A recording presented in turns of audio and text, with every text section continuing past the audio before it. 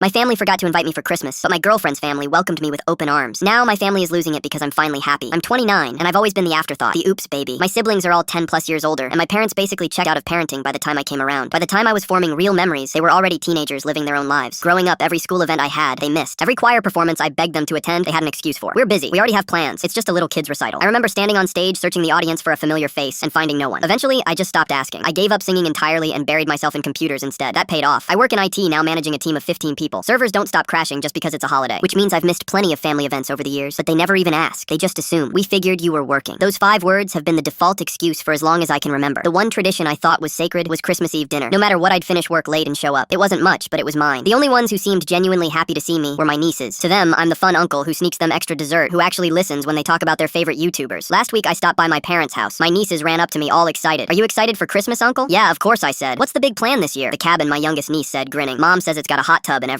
I blinked. "What cabin?" I turned to my mom. The moment I saw her expression awkward, caught off guard. Guilty, I knew. "Oh, that," she said. "Well, we figured you had to work again, so everyone thought you wouldn't mind missing one Christmas." Missing one Christmas, as if I hadn't already missed pieces of so many others. And the worst part? They never even told me. If I hadn't randomly stopped by, I wouldn't have known until Christmas Day when nobody answered their phones. I hugged my nieces goodbye and left. I drove home in silence, and somewhere between their house and my apartment, I completely broke down. My girlfriend Zoe, who I've only been dating since Thanksgiving, heard what happened and immediately said, "Come spend Christmas with my family." Her family, who I'd met exactly once, wanted me there. My family, who has known me my whole life, forgot about me. When I told her I wasn't sure if it was too soon, she squeezed my hand and said, "My parents already know you're coming." Christmas morning, I showed up to her parents' house with wine and small gifts, nervous as hell. I braced myself for awkwardness, for polite smiles, for that stranger in a family gathering vibe. It never came. The second I walked in, her dad pulled me into a hug and said, "We're so glad you're here, son." Her mom had made extra food and kept asking if I wanted seconds. Her little brother challenged me to video games. Her grandma kept calling me dear and making sure I had enough pie. They treated me like I'd always been part of the family. We played board games. We watched Christmas movies. Her dad told embarrassing stories about Zoe. Her mom showed me photo albums. I helped her brother set up his new gaming console. It felt easy, natural, like I actually belonged. Meanwhile, my phone started blowing up around noon. My mom finally realized I wasn't coming to the cabin. "Where are you? We thought you'd at least stop by." I texted back, "I'm with people who actually want me around." That set off a chain reaction. My siblings started group messaging saying I was being dramatic and ruining Christmas. My sister called me selfish for making mom cry. My brother said I was acting like a child. My dad sent a long text about how I was tearing the family apart over one mistake and I should be ashamed. One mistake. As if forgetting to invite their own son to Christmas was just an oops. As if 29 years of making me feel like an inconvenience could be summed up as one mistake. I turned my phone off and went back to Zoe's family table. We were passing dishes and laughing at inside jokes they were already including me in, and I realized something. This is what it's supposed to feel like. Being wanted isn't selfish. Being included shouldn't be something I have to beg for. Later that evening, Zoe's dad asked me to help him with something in the garage. While we were out there, he stopped and looked at me. "You know, son," he said, "families are the people who show up for you. Blood just means you started in the same place. Don't let anyone make you feel guilty for choosing people who choose you back." I almost cried right there. This man who barely knew me had given me more validation in one day than my own father had in 29 years. My family's still mad. They're saying I'm being ungrateful and overdramatic, that I'm punishing them for one oversight. But it wasn't one oversight. It was a lifetime of being forgotten. Best Christmas I ever had.